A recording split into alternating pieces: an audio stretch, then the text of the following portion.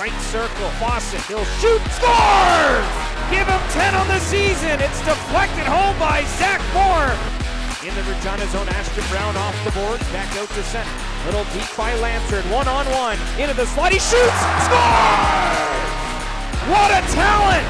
One-on-one, and he goes roof daddy. That is a beautiful release. Right wing circle, face off, Whitehead has the puck ricochet into the right corner. Now at the point, Bridgman deflected, scores! Bridgman throws it on net, and it's deflected home by Jace Eglin, who scores against the team that drafted him. Clausen off the glass, that one trickles out to center in a 2-on-1 for Regina. Brown over the line, right side, he shoots, scores! Caden Brown with a rocket from just outside the right circle, and Reese Hamilton for Regina. He'll skate his way out to center, up the middle, takes it over the line with speed to the Blades net. He shoots, scores! Reese Hamilton sneaks it 5-hole past Ethan McCallum. Give Reese Hamilton his third goal this season. Welcome to Fastcast, the unofficial Regina Pats podcast. It's episode 195. It's February 10th. Chris here, Kevin there. How would you tonight, Kevin? Cold. Yeah, again. It seems like a broken record. Yeah, cold. Seem to get these little deep freezes here and there. Right now it's like minus 31 with a wind chill like 41 or something like that. Cold, lots of snow this year. Whoa. It's very chilly. Yeah. But hey, it is what it is. It's Saskatchewan winter. It's a little different every year, but we get it every year. Yeah. Oh well. More reason to just stay inside and watch some hockey. Exactly. So. But yeah, interesting week this week. Had Wenatchee in, off to Saskatoon. A couple teams we haven't seen in a while. Said there's possibility of some points this week. You're like, yeah, whatever happens. But got the win against Wenatchee. Nice to see that one. Another comfort behind win. Give up the first goal. That's I think the third one now they've won, giving up the first goal. Like that, yeah. Just and they've all been lately too, so it's kind of nice to see. Well, you can tell that the players are starting to gel. Yeah, the youth is still showing a lot of times, but they're starting to gel. They're starting to come together. They're starting to kind of find their groove. They're not gonna beat the higher end teams, but they're putting up decent efforts. Yeah, I asked Eglin that after the game, and he's like, yeah, we're starting, he's gotten some confidence. The team is starting to gel, like I said. I mean, the lines still aren't super consistent, but it seems like they're looking better out there. Like you said, you just want to see a good effort, and I think you're seeing that on most nights. Yeah, good, consistent effort. We expect turnovers and stuff, but that seems to be a costly thing still. It's been like that all year.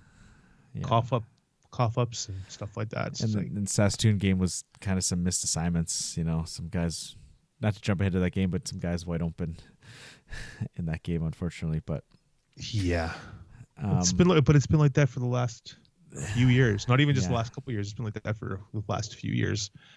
For some reason, the players seem to get behind the Pats' defensive structure or whatever. It's a little different. Yeah, well, some younger guys, especially this year, right? So, but this Wenatchee game. Speaking of skill, that first goal by Regina, wow, that was a beauty. Yeah, it was pretty good. Yeah, that was a nice goal. But this game, it was still entertaining. I mean, two teams that aren't the most skilled, are most. I don't know what the word is, but most talented, I guess, maybe. Wenatchee sold off some guys, obviously, and they're still in that playoff picture. They're right there. They got a mix of youth and older guys. So yeah, they're kind of there on the cusp, I guess. Yeah, and they're wanting to make the playoffs. Obviously, they had a rough road trip. I think they went 2-4, 1-5.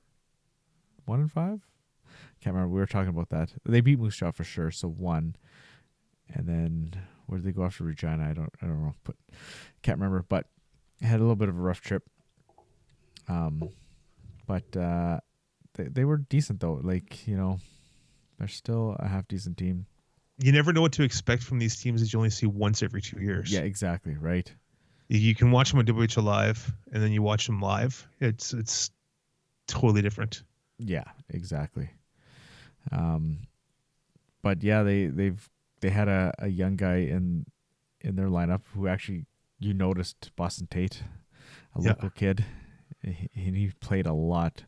He played a lot. He was out there every second or third shift for sure. Like he was on the defense all the time, even on the power play. Yeah, like for being 15, like they've got a lot of faith in him.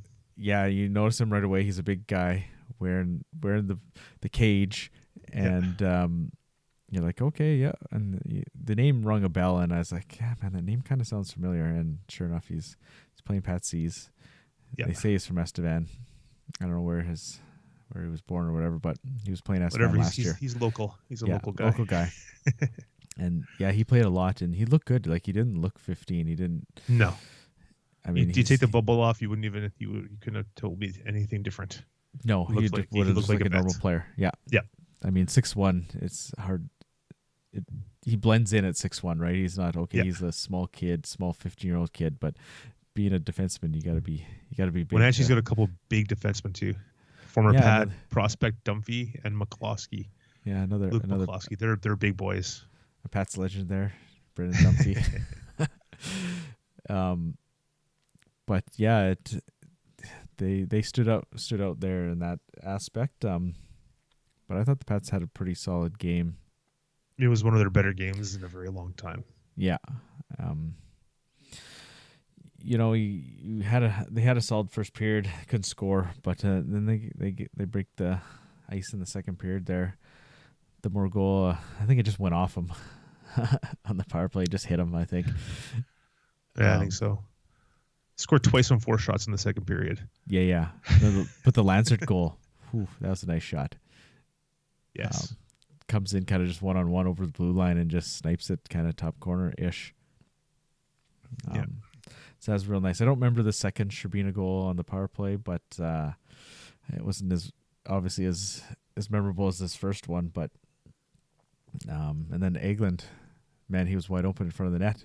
They win the face-off. He just goes in front of the net, and Bridgman just throws it to him, and he makes a nice play. He just tips it in, like instead of blown coverage there. Yeah, instead of just stopping the puck or trying to make a play, he just makes a quick tip and yeah.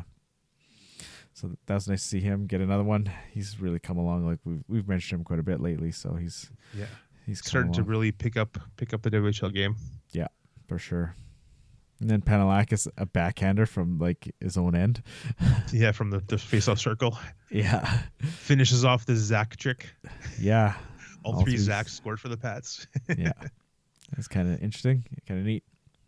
But yeah, and then obviously another guy coming back was Tye Spencer. A couple assists for him. But we got a little interview that Dante did. We're going to throw that in here. Good to hear from him. Obviously, he was here a long time, and he was quite well loved in this for this franchise, this team. So, but yeah, what else you got here? I mean, it's pretty decent game. Like, just nice to see them have a good game against a team that they can beat, right? Yeah, for sure. Let's listen to the interview, then we'll talk about the jerseys after. Pre-game show continues live inside the Brand Center. I'm pleased to be joined with a former Regina Pats forward, Tye Spencer, now currently a member of the Wenatchee Wild. And Spenny, it's nice to see you. Nice to see that you're doing well. Just maybe give Pats fans an update on how you're doing in your time with the Wenatchee Wild and how things have been going for you. You know what, Dante? It's been awesome. You know, it's obviously it's a little different from being in Canada, going to the States, obviously, but. You know what? I'm really enjoying it. You know, Wenatchee's a great spot. We got a really good group there, and they've made me feel welcome ever since I stepped foot in that room. So it's been really good. You know, I've had a lot of fun. You know, Spenny, obviously you built a lot of strong relationships. People in the city, billets, people in the Pats organization, whether it's be coaches or staff or whoever it might be. I mean, you're 3.5 years here in Regina. I mean, there's got to be some positives to take away. I mean, what do you remember the most? Yeah, absolutely. And you know what, that's kind of what I want to look back at, is the memories that I make with my teammates, coaches, and obviously the organization. There's a lot that I'm grateful for, and Regina was nothing but good for me, and I'll always be thankful for what everyone has done for me. But no, it's the connections that I've made here in Regina are connections that I'll have for the rest of my life, and I'm just super happy to be back one more time. Well, it seems like the Wenatchee Wild and the Regina Pats are at maybe two different cycles in their, development. You guys have a good mix of young and veteran players on your team. You're currently tied for 8th in the Western Conference standings. So, what's it like going to battle every single night, knowing that you have a chance to make the playoffs this year in your final season, right? Oh, it's a battle, all right. It's between us, Kamloops, Seattle, Kelowna, we're all within 2 points, and so that's what makes hockey fun. Is we know how important these games are, and the chance that we can make playoffs, and we can beat the top seed. It's a mindset, and as long as everyone's bought in, I'm fully convinced we can make playoffs. Speaking with former Pat Tye Spencer, now a member of the Wenatchee Wild, wearing number 20 tonight versus what he wore in Regina, which was number 19. Heading out there for warm-ups, what's it going to be like seeing some familiar faces, some former teammates? Is there any pregame pictures that's going to go on with Keith Hurstmiller? Do you have any plans or anything like that? Oh, of course. There's a lot of guys who I still keep in contact with that want a photo or something, and I'm all for it. I'm all for it. So. How motivated are you coming into today's game? Is this a game that you've had circled on your calendar for some time? Well, you know what? As soon as the first question I asked my GM when I got traded to Wenatchee is, "Are we coming to Regina?"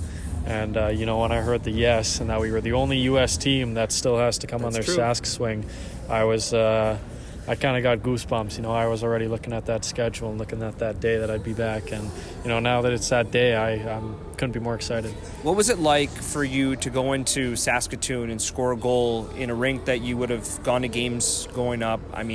You look back at that 7-game playoff series between Regina and Saskatoon. Your parents had the privilege of coming to Regina to watch you play almost every single weekend and watching you play, a lot of games in Saskatoon. So, what has this Sask trip meant to you with your family being so close for the final time in your WHL career? It's a good question. You know what? My family's been nothing but supportive. They've came to every game that we've played here, except Brandon, but that's kind of a hike. Yep. But scoring in Saskatoon to finish out my career there is it's obviously pretty special. Like I said, that was my childhood team growing up, and I always kind of wanted to play the Blades, and so scoring a goal in that last time is pretty special. But I couldn't do it without my family. They've done a lot for me, and I'll always be grateful. Well, Spenny, I'll end with this. I think this is going to be the final time that I have the opportunity to do an interview with an athlete that's the same height as me, or maybe somewhat smaller. I don't think I've ever been taller than anybody. I've always appreciated our relationship. Thank you so much for all the memories, and looking forward to see where your path ends up. Absolutely. Thanks, Dante. Yeah, that's Tye Spencer.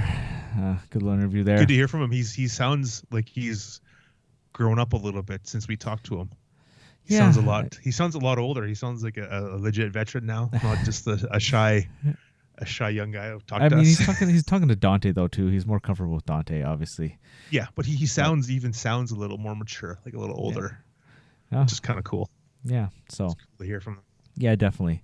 He always seemed like such a nice kid, right? In a trade, and he's in a playoff race, so that's nice to see, right? Exactly. Yeah. Get an opportunity, obviously gives him a chance as last year. Yeah, for sure. So trying to make those playoffs, and like most of these guys that the Pats have moved out, they've all gone to good spots, right? So, but so then the jerseys, the Indigenous Celebration jerseys, they were pretty nice. They were. Nothing against those orange jerseys, but they're kind of bluish. Some had a little, lots of teams did the orange jersey, right? But yeah, but obviously the Pats did them as well. But these ones, these were real nice. These ones had some flair for sure.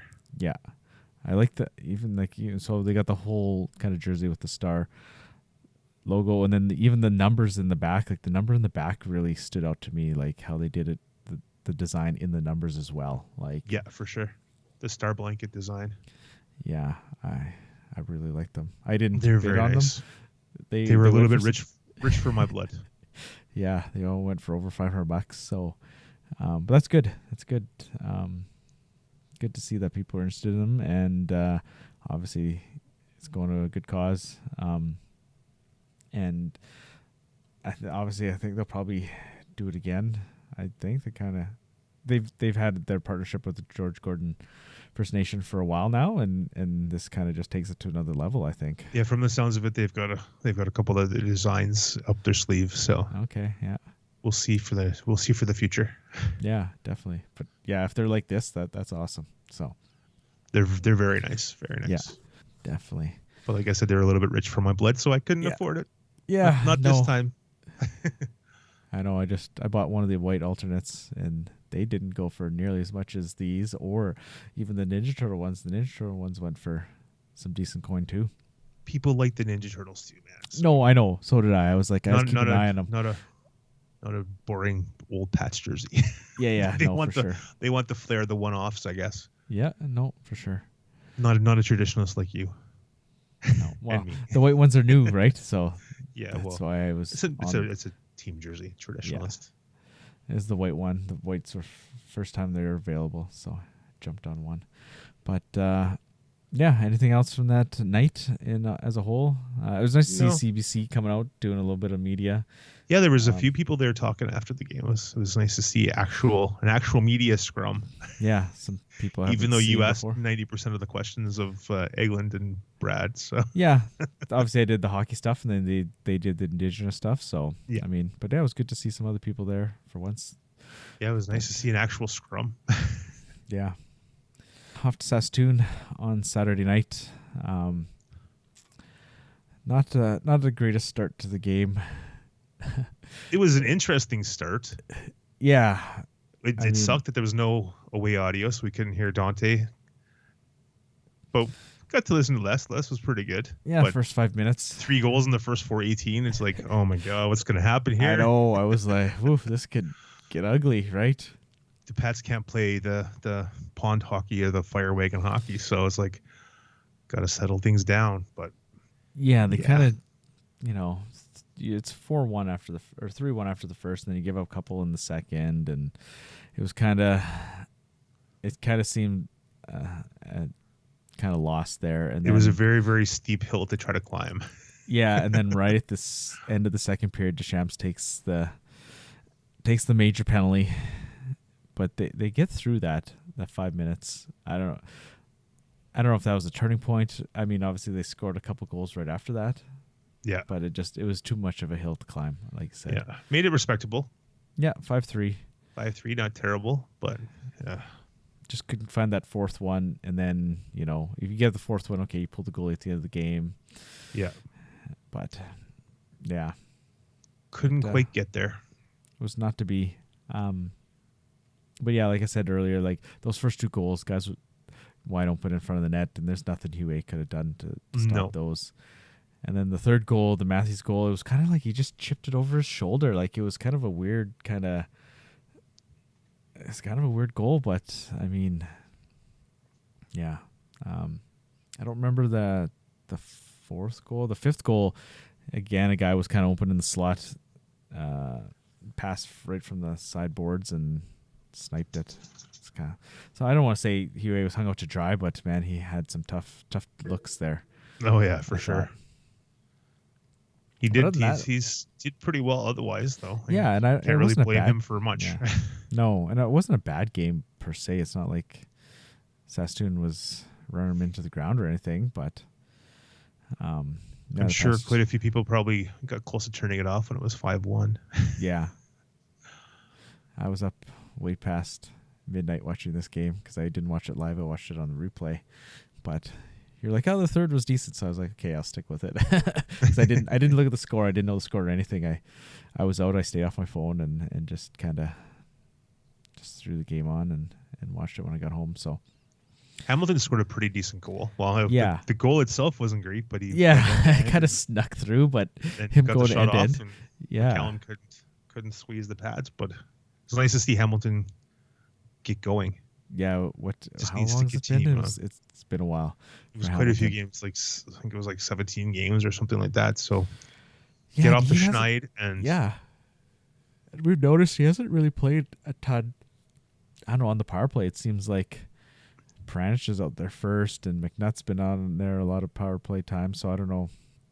Like Friday night, like he didn't seem like he played a ton on Friday night. So I don't know if there was a injury there or something, or what's going on. But yeah, nice to see him score. He's got some. Gotta remember, a lot of these guys are still 17, so they're still working some kinks out. Right. I know he does come in with a little bit of hype, right? So, and I mean, Pranich looks good on the power play. McNutt, obviously being a veteran, has looked good. So we've got some options at least, right? Yeah. So it's nice. And to see. congratulations to Ashton Brown scoring his first as a Pat. That was kind of nice to see. Finally get on the board. Definitely. Unfortunately, I don't have the audio for that because the audio was not working. It's kind of disappointed, miss out on a guy's first goal with the team. But yeah, so another guy that played his former team on Friday night as well. Yeah, for sure. Forgot to mention that. Yeah, I just saw that now. So, but yeah, it was all in all, it was a half decent weekend. Saskatoon game, it is what it is, and you get the win against Wenatchee, so you get some points. Obviously, you got anything else this weekend before we jump ahead? Yeah. Okay. We forgot to mention that John Babcock committed to Robert Morris University. Yes. That was on the 5th, so just before the weekend. The Wednesday just before the weekend. Yeah. So yeah. Congratulations to him. Yeah, decided to go to the States and go down there for school. Take advantage of the NCAA stuff, so might as well. Obviously, a pro option wasn't in the cards, or maybe not the best option, and decided to go there. Go down there first, maybe pro after. You never know. Yeah, no, for sure. Yeah, this is a great option for these guys, and I'm glad a lot of these players are taking advantage of it. Yeah, I don't know what the hockey level is at there. It is D1, but it's a bunch of smaller schools, so I don't know.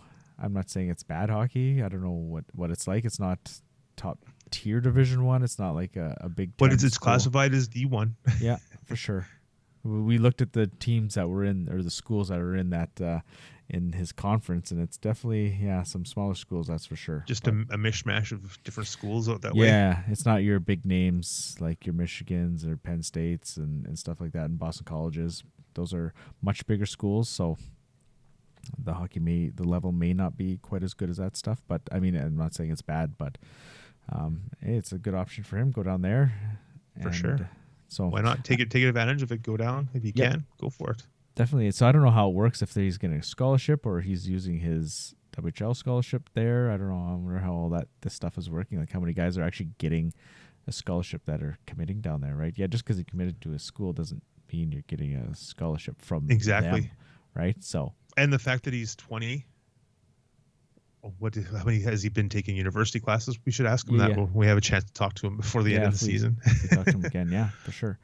So it's interesting kind of how it plays out. I guess we can ask him if we do talk to him, kind of how that works. Because, I think you could use your WHL scholarship at any school in North America or anywhere, from what I gather, right? Maybe. Things are still changing. But they are changing. So before, I think if a guy wanted to go play or go to school in the States, and he could use a scholarship in the States to go to school. So I don't think so. I think it was just. You don't think so? I think it was just a Canadian. Just Canadian? I think it was just Canadian. There wasn't too many guys that went down there. But guys, you wouldn't be able to play hockey. That's why they didn't go down there, right? But I think you were still able to take school if you chose that option. But I could be wrong too. It was most of the times the WHL put out the list of it was just WHL guys playing in Canada and they'd have hockey playing or not playing hockey or whatever. Yeah. Because some guys still went to school in Canada. Yeah, taking advantage of the school. Yeah. And it didn't play hockey either, right? So, all right. I guess look look at the week ahead, and it's tough. Obviously, this roadie through Alberta, Red Deer, Edmonton, Lethbridge, and Medicine Hat 4 in 5, and ending off Medicine Hat. Oof, that's they're gonna be a little run down. I think it's gonna be a tough go.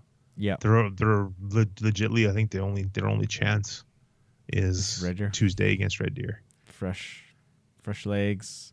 Yeah, Red Deer's kind of on their level. Edmonton's going to be tough. They're coming along. Edmonton, they're 5-4-1 in their last 10. But yeah, Red Deer's kind of they've picked it up now. They got those guys back. They're 4-5-1 in their last 10. So yeah, they were really struggling there. Like we said before, they'd gone a long time without a win, and then so Red Deer might.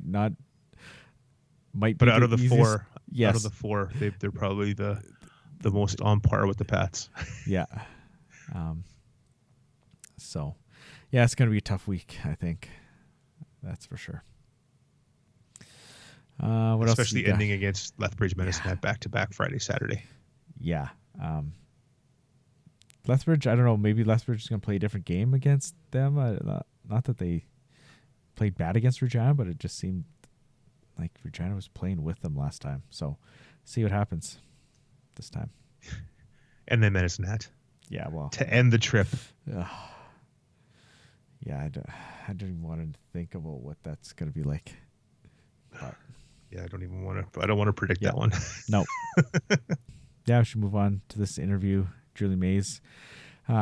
We interviewed him last weekend post-game. And I thought, he's a decent interview, and you kind of agreed. He kind of, for being just turning 17 a month or 2 months ago now. Pretty good talker for being a real young guy. So for never having talked to us really before. Yeah, he opened up. He just talked. It was really cool. It was good. Yeah, I mean, just some guys just can do that no matter how old they are, right? Just in their nature. And you may not hear it, but there's visits from a couple of teammates. His billet brothers showed up and kind of just watched him, and he kind of got a little giggly. Yeah, so there was a team meal, obviously, and so they kind of poked their head in, and they're kind of giving him the gears a bit. It was pretty funny. Yeah, so he kind of got flustered there a bit, but it was funny. You got all of us. It was hilarious. Yeah. But yeah, it's kind of nice to see the guys that are. He obviously was talking about them being. He knows Ashton Brown, and they're kind of becoming friends with Panalakis, obviously, and so it's kind of nice that they're kind of enjoying themselves and come over and stuff. All right, pleased to welcome on Julien Maze. Welcome, Julien. Thanks, guys. Where were you born and raised? Edmonton, Alberta. All right, so that brings up our first question. Kevin? I'm the Pats historian, so I was doing Pats history back in the early 70s. Are you any relation to Rocky Maze? Yeah, that's my grandfather. Your grandpa? Okay. Yeah. He played for the old Oil King, one of the old Oil Kings. Yeah, right? the original. Yep. Nice. Yeah, we were like, maybe not. We'll see. Oh, he's from Edmonton and stuff, so that's... Yeah, that's my grandpa. So cool. What was it like having a grandpa playing in, well, not the WHL, but the Western League? It's nice having someone to look up to, like that good role model. Obviously has some pretty good stories about his time and his hockey career. I've heard a lot of his buddies, older guys, tell me he was a really good player, and I've always looked up to him as a human and as a hockey player, and he's just a really good support person, and he's just great all around. Yeah, it's always nice to have somebody to lean on that has gone through something that you're going through, right? Yeah, he was a pretty high pick in the NHL draft and didn't really work out there, but got tryout offers all the time and just probably wanted to stay home, and that's who he was, just a great family guy, and that's how he'll always be, and he's pretty close to my heart, so. No, that's awesome. Okay, so now to you. Do you have any siblings? Yeah, I got an older sister, name's Abby. She goes to the University of Alberta, and she's trying to be a teacher right now, and was she into sports at all? She played volleyball for a couple of years, but other than that, she's been book smart, likes school. That's about it. Are you book smart too? Or are you sports smart? I'd honestly try to say both. I mean, she's helped me a lot, and she's great to have as a sister. She helps me all the time with everything, and she's a good support person, and she always helps me out. Like, she's always builds my confidence with anything, and if I need help, she's always there. She's 5 years older, so if I need anything, she's always there if my parents aren't around. Nice. So playing hockey, was that like, did you love that right from the get-go, or were you dabbling in some other sports too? What was your childhood growing up? No, there? hockey's my only thing, and that's the only thing I wanna do. So When did you first strap on the skates? when I was 2 years old. Nice. Did you always play forward, or you kind of move around? Do you play some goalie? I was always a forward because of my grandpa. He was a left winger, so just carry on the family tradition and make the most out of it. Nice. So you mentioned your parents. Were they influential in your hockey career, or did they just let you do your thing? As soon as I could walk, I was on skates or having a hockey stick in my hand, rollerblades or mini sticks or whatever it was. I was always going to Oiler games or watching hockey or just involved with it all the time. Nice. Who's your favorite player growing up? When I was really young, I really liked Jordan Eberle because Edmonton Oilers, obviously, and then started to grow up a bit, and I really like to watch Patrick Kane and Jack Hughes now. Those are my two guys I really like to watch. Yeah, you watch those guys now kind of take pieces from their game, don't you? Yeah. So you emulate those guys? I try to take things from Patrick Kane's game with his stick handling and things like that, and because he's so gifted and talented, but he's also a pretty hard worker, trying to get the puck back and stuff like that, and that's what I want to be like too. I think that's one of the things I first noticed was your hands. Like, they're I think a step above most guys, it seems, in this league. Like, you kind of stand out that way, to myself anyways, that's for sure. So Kane's a good comp there, I think. Yeah, so. thank you. What's your favorite minor hockey memory? Minor hockey memory, ooh. Could be anything. Could be your first goal. Could be a tournament that you played when you were 7 years old. That's I think maybe the Rocky Mountain Classic tournament in my WHL draft year. That was probably a pretty fun tournament. Me, Landon McFadden on Moose Jaw, and Pranich on here, we had a blast there, and we set some pretty good numbers and some records there, so I'll probably hold that tournament close to my heart. Nice. So you decided to go the academy route. Kind of what was your thinking there, and how do you think that translated to your WHL career? Honestly, I just think my zone got switched actually in Hockey Edmonton. So there's the South and then there's Southwest. Mm-hmm. And then mine got switched to Central somehow because I live kind of outside of the city and stuff. So my parents were like, well, you don't know anyone. And I think all your buddies I was always the youngest player growing up and whatever. So all my buddies were playing AA. And then Maddie's dad actually reached out and said, do you want to go to academy? And my parents thought about it. I thought about it. I've always wanted to. I always knew I was going to go to academy. Didn't know when, and I was like, yeah, I might as well. And I was 12 years old, and I'm playing with 14-year-olds and smallest, youngest guy by almost 2 years. And even my second year, I was the second youngest guy on my team, and I was a veteran on it. So, and then the academy just helps you with probably this. It's the exact same. Like, nothing changes from when you're 12 to 18. I've been doing the same schedule since I was 12 until 17, and I think the coaching there is very significantly better. Like, just by it's their job, right? Like, they have no other job. Yeah. So I think my coach really helped me out with details and habits. Like, I can remember me being the worst practice player ever, and he switched my whole entire details, and I think he's a pretty big success to where I was in my draft year and my first year. What's his name? Give him a shout out. Sean Bissell. Yeah, good. Yeah, so good. So how did you approach the WHL draft? Like, were you always want to go? Obviously, you want to go play WHL because your grandpa and stuff like that. And kind of what you were thinking when going into the draft? Yeah, obviously, the Western League was always on my mind. But being as a little smaller guy, but it didn't really affect me too much. My size doesn't. I don't really think it affects me, but my grandpa was pretty influential on it, and I just think it was the best route for me as soon as possible to play with the best players. Like, always been the youngest guy, like I said, so I think it wasn't too hard of a challenge to be like, yeah, I should go there. But the draft, that's a fun process with your buddies, your coaches, your parents. It's something new and something you look forward to, and I think people helped me along the way that year, and had a little rocky year at the start, and then I picked it up and was lucky to get drafted where I was and worked hard for it. So I'm pretty proud of that. Did you take a sick day to watch the draft online, or you watch it at school, or? There's like some sick note. Our coach was like, he said to stay home, but I know there was, I think, 5 of us might have stayed home. 4 of us, I think, stayed home to watch it, and then all of us ended up being pretty high picks that stayed home. But yeah, I mean, yeah, funny story. I actually got pretty sick after the draft. I got bronchitis during the draft, so I couldn't really go to school anyways. So that's a funny one. How did it feel to see your name pop up?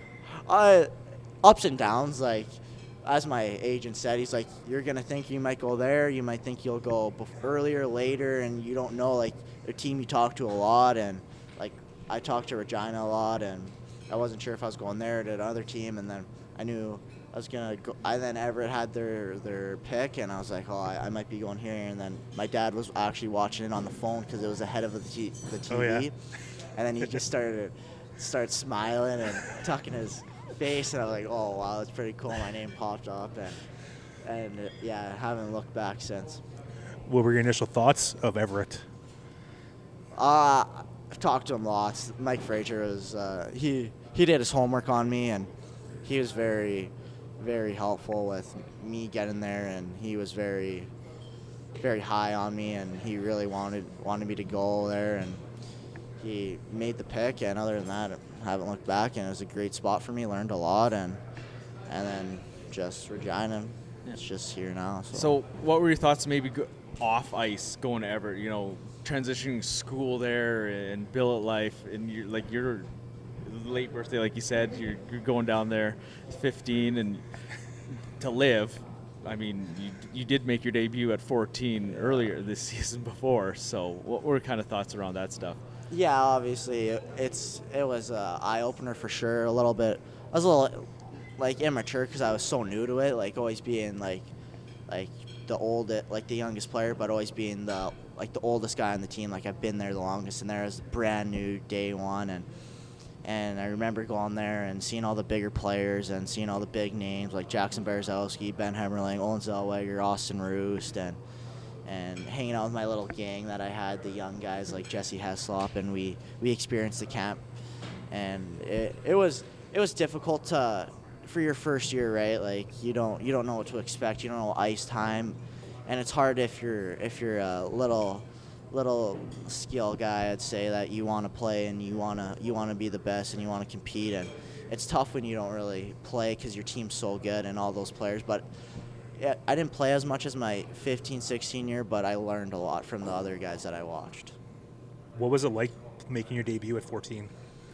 Was it like, wow, these guys are massive? Or the preseason, I had a really good preseason with them, so I knew what to expect. But I mean, it was like a shell shock. Like I got called up the night before, flew in, then we went on the bus, and then we got stuck in traffic because it was in Portland, and then we showed up 30 minutes before the game. Wow. And then I actually shared it with Carter Bear, and me and him had a rookie lap, and eventually we lost, I think, like 5-1 or something, but Portland was the best team in that division with Seattle, and got a plus on the goal, didn't get an assist, but I got to stay up there for 3 weeks or something like that. So it was a really good learning moment, and I brought it back to my U18 season, which I thought was very helpful. So what was your welcome to the WHL moment? In what way? Like a hitting way, a scoring way, or just when you realize I'm here. This is where I'm at. It could even be in your second year, or not those first few games or anything, right? Maybe probably when I was 15 in playoffs. I think being on the power play in playoffs, being on 6-on-5s, like wow, like that's pretty cool. Being a guy to lean on when you're not even on the team, and you just got to bring your assets because there is so many injuries. So that was pretty cool to do. I'm like, wow, like playing in 8,000 people are watching you, down a goal, and you're trying to score, and then we go into overtime. Like that was pretty cool to me. So you got that experience, and how your first year was pretty good, like your first full season there. What kind of went well for you there? Honestly, I just Just the coaching. I mean, they were pretty hard on me, but it was good. I needed that, and I didn't really get to play a lot. I got really sick, and I was in the hospital for a bit, so I only got my 40 games in. But I expected more from myself from the points I had, but points aren't everything. As for me, like, I always thought they were, but they're not right now. I got to develop my 200-foot game, but I mean, just the success as the team when I would play with the older guys, I think just passing it to them and they pass it back to me. I think they were just pretty helpful with my success, and playing with guys like Ryman and Hemmerling, like, they're just so easy to play with because they're so good and they're really complete players.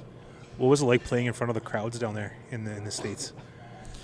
In Portland and Everett and those places? It's different because they're not really familiar with hockey, so I mean, they're there for the party? They're there. Well, it's like a night out. I mean, like, there's restaurants and they go out and eat, come to the game and watch, but I mean, we're playing in front of 6,000 minimum a game, and when you score, there's a fight. It's the loudest thing you'll ever hear, and you're like, holy, shakes the building. And it's a fun atmosphere, and it gets you juiced up. Like, it's like, wow, I'm excited to play. I think they're pretty. The American crowd seem to be in it no matter how good the team is, whereas compared to Canada, like, team's got to be good before people get into it, it seems. Yeah, I totally agree. Like, if you're in Everett and you're not the greatest, like, if they're not the greatest, which they're always a good team, but they're always coming out and supporting and having fun and cheering you on no matter what the score is, and not being negative. They're just excited to be there and excited. Too many armchair GMs in Canada, I think. Yeah. A lot of. That's just my opinion. Moving to this year, what was your initial reaction when you found out you were traded to the Pats? Or how did that happen for you? We were playing the next day. I was ready to go. And it was playing good. I was like, wow, like, I'm excited to play, like, on a great line with McKenzie and Ryman, and we've been heating up, like, and then all of a sudden I'm having a nap and I get a call from my agent, and he said there's an offer on the table from Alan Miller, and this is what he'll provide for you. And he said it was shown to me today, but it wasn't the first offering apparently that they've had, and then Everett was like, hey, we'll offer it to him because see, why not? And then they offered it to me, and talked over with my family and just the mental coaches and see what they thought, and they thought it was the better option for development wise and showcasing wise. And then I decided why not, and if Al believes in me, and Al's really high on me, and I saw some of the good young players that are here, and I took a chance, and I haven't really been looking back. I just think we're a young team, and things don't go our way yet because we're not the most mature physically, because we're all 17, 16. Young. But I mean, the trade, it was good. It was good to hear someone believes in you, believes that you can be a big part of the organization, and I really appreciated that, and I take that to heart. So I was excited when I came. And you're a lot closer to home, even though you're still a ways from home, but you're a lot closer to home. I don't really think home plays a big part for me. I just want to play hockey. Wherever. Well, it's for the family. It's a little closer for them to get here, I think, eh? It's actually the same. Yeah, it's like the same flight time, but America's harder to get to because of the border and stuff like that. But I mean, they could drive down now if they want, and I mean, like I said, it doesn't matter if I'm 30 hours from home, an hour from home. I just want to play and compete. I know. I think this was one of the trades that really blew us out of the water. We knew stuff was going to happen this year, and then just for Temple and for Maze, it was just like, wow, that was kind of interesting. After they picked up Hamilton, Kevin and I were talking. We're like, hey, Hamilton and Temple, there's going to be their building blocks, and all of a sudden Temple's gone. Like the next week, we were shocked, but it was kind of wild. But we talked to Alan about it, and he's like, yeah, this is a hockey trade. He's shaking things up, and so. And I think it's worked out pretty good so far. Yeah. Yeah, I've enjoyed it. I mean, I got my best buddy here with Matt Peranich, and I mean, we're really close. And Ashton Brown, I've known him since I was 7 years old, and I mean, I got a couple buddies here anyways. I've known Maurice since I was 12, and playing tournaments against him all the time, and just have a lot of connections here. But not the point of being here, but it's just nice to have those connections. Yeah, too. for sure. Yeah, come into a group that you know and you can get comfortable with quick. Hey. Yeah. So how hard were you on Al to bring in Peranich? I didn't really talk to him. I might have just asked. I just probably brought it up, like, just talks to me. I'm like, yeah. Like, he asked you about him, hey? Yeah, he asked me about him. I'm like, yeah, he's my best buddy, blah, blah, blah. Great player, hardworking, and I mean, he's a great addition. He's really skilled, fast, and yeah. So moving on to your jersey numbers. In Everett, we see that you wore number 19 and number 27. Any reason for those numbers? 19 was just given to me, and then 27 my grandpa actually wore when he played for the Oil Kings. Okay. So why 72 here? Is it just the reverse? Yeah, reverse. We always have a part of him with me, so I mean, 27, 72, it's basically the same, and so I was like, I might as well switch it up and wear that here. So after hockey's done, whenever that is, way down the line. I know this is a tough question for some young Very guys. tough question for even 40-year-olds. Yeah. What's something you could see yourself doing after hockey's done? That's a good question. I mean, what interests you that you could maybe do something like with? Job-wise? Yeah, career-ish. Coaching or that kind of stuff? Or I would honestly, I'm a hockey nerd. I know everything about hockey. I can tell you trades, guys' stats, and players. So I think maybe I'd be a general manager if I could be down the line. I think I could be pretty good at that and building guys up, building teams. Yeah. Do you have a billet brother or brothers? Yeah, I got Panelakis and Ashton Brown. Pros and cons of having two brothers as billet brothers? Me and Ashton Brown, we're pretty close. We're pretty close buddies. So, I mean, me and him are pretty inseparable. We have the basement all to ourselves. So, either mini sticks or video games, like a lot of video games, or watching a lot of hockey and going out to get food or ice cream. And then we got Panelakis. He likes to do his own thing. He likes to watch movies or chill out, and we're a little bit more like go, let's do something and stuff. What are you guys watching down there in the basement? Watching a lot of sports, and we're playing a lot of mini sticks, or we watch a lot of hockey, but we play a lot of video games too. What are you playing for video games? We're into Fortnite right now. We're on the big Fortnite grind. Shows, movies, what are you guys into? We're starting watching Lord of the Rings, actually. Like extended cuts? No, just the normal ones. Too long? Way too long, yeah. We fall asleep midway through anyway, so. My wife can't make it through a regular movie. We tried watching those, no dice. We watch for like 20 minutes, and then it's done for the day, and then we go to sleep. So what are your summer off-ice activities? A lot of golf.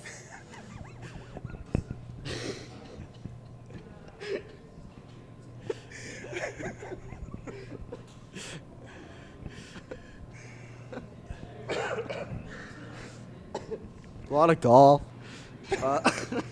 We're not going to cut that out. No. His billet brothers were watching him, teasing him. Yeah, a lot of golf. I mean, me and Peranich we're golfing every day. It doesn't matter where, when. We working out a lot. I'm always in the gym or big summer activities, probably just hanging out with the boys. I like to surf a lot, but golf and usually just stick handling or shooting, or it doesn't matter, something hockey related. I try to do rollerblade or try to get away from the game a little bit, or not? You're pretty dialed in? I can't. Yeah. My mind doesn't let me, so I always try to be involved with it, doing at least something every day, or I'm always in the gym. So, what kind of music do you listen to? Are you kind of one of the guys like listens to everything, or you have any kind of preferences? I have a lot of phases. Like there'll be like a month where I'm into just EDM music, and then I'll be into country for like the mornings, but then I really like chill rap or something like that, like Mac Miller and stuff like that, or alternative music. I kind of like everything, but mostly alternative music is what I listen to. Did you pick up the country thing from here? Because there's a lot of guys that like country here. Honestly, I think it was in Everett when I was when I just got there, I'm like, what is this? Like, I've never listened to this before. Like, who is this? And then I'm like, oh, wow, do I have to start listening to this now if they're all doing it? So I think since they did, I mean, I'm doing it now too. And then I found some songs that I like, and I just roll with it when I want to. And other than that, like, it's usually alternative music that I'm always rolling with, just chill stuff. What kind of car are you driving these days? I got a BMW X3 2013. Nice. Got it in the summer, and guy who said he wanted to give it to someone that had good intentions with it and wasn't used like at all, and maybe had 120,000 kilometers on it, and he just drove it in the summers and told him who I am, what I'm about, and he really liked it, and he literally sold it to me in an hour. Nice. What's your favorite bus activity or activities? Probably messing with Maddie and listening to music.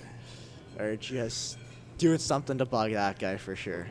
And Ashton Brown, I think just bug those two. Oh, yeah. Your tape job, are you superstitious with it, or are you doing the same thing? You change it up once in a while? No. Block tape, heel to toe, every single game.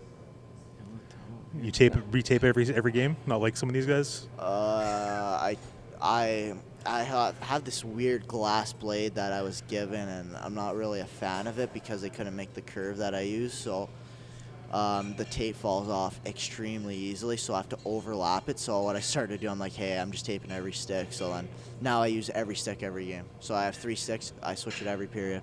Yeah, interesting. Any other superstitions or just kind of routines? Honestly, routines, people call them superstitions, but I think just routines, it's what I have to do. It's just when I get here, I go up, me and Maddie go BS for a bit upstairs for like 20 minutes, come down, we foam roll, and then do our team activities, and then tape my stick, and then get dressed. And then same warm-up routine like on the ice. Onto the jerseys. Which ones do you prefer, the blue and whites or the alternate red and whites? Or one of each, or one specific? My favorite ones are the dark ones are the blue and reds, and then my favorite away ones are the white, or the PPCLI ones. Yeah. Those ones are my favorite ones. For sure. Yeah, they're nice. All right, last question for you. I know you haven't been here long, but what does it mean for you to be a Regina Pat? I think just seeing the history here, like, of all the great players that are here, I mean, my billet dad's uncle is Wickenheiser, his number's in the rafters, so, I mean, just seeing guys like that, and obviously having Bedard and Tanner Howe and players like that, I mean, you want to live up to their standard, or you want to carry it on, and here, I mean, this organization is the oldest one, and it hasn't been the most successful recently, and I'm here to switch that, and I'm proud to be here as a young player, and I'm here to bring my talents, and I'm here to win, and that's what we're building forward, and that's what we're going to do, is we're going to win in the next 2 years for sure. Good answer. Yeah, I like that. All right, thank you very much for your time thanks, tonight. guys, I appreciate Thanks, it. Julien. All right. Yeah, that was good. Like I said, didn't know what to expect from him, but I thought after we interviewed him that post game, he thought, okay, he can talk. So, and it was good. Yeah, you never know what to expect, even from the veterans, like the older guys. You just never know. Like some of them just sit there. You can tell they're shy and looking around and like playing with the cord or whatever, or playing with their gear or whatever. Yeah, and he seemed pretty comfortable, I thought. And very, yeah. And he said he hadn't done much media at all in Calgary, and obviously being a younger guy last year and then into this year, obviously there was other more veteran guys to talk to, and he's like, yeah, it was good, and he's like, yeah, anytime. So it seems like maybe we'll get him post game and stuff a little more, because for sure he was good. I enjoyed that. Definitely. All right, I guess with that we should get out of here. Anything else you got this week there, Kevin? No, I think we're good. Hopefully it warms up enough that it's not extreme warnings every day for temperature here, but hey, it is what it is. It's Saskatchewan. Get it every year. Just a little different variations. Yeah, that's for sure. I don't know what's worse, shoveling all the snow or just being cold. I don't know. It's a little bit of column A, a little bit of column B. Yeah. And if the wind stays down and the sun comes up, it's not as bad. Yeah. Yeah, definitely. If. Yeah, minus 30. If that sun's out, it's almost not tolerable, but I can handle it.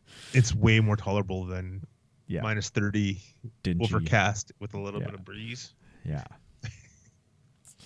No, for sure. So, anyways, we should get out of here. Late games are not late, but hour later this week, and all 8 o'clock games. Yeah, all 8 o'clock games. So that's all right for me. I can actually catch the first period live, so I should that's a perfect time for me. So, but stay warm, and then hopefully we can watch some hockey, enjoy some decent hockey this week. So talk to you next week. Take her easy. Now Friesen chips the puck into the right corner. Down into the Regina right corner. Spencer grabs a loose puck, had a stick lifted, backhanded down the ice to the empty net, scores!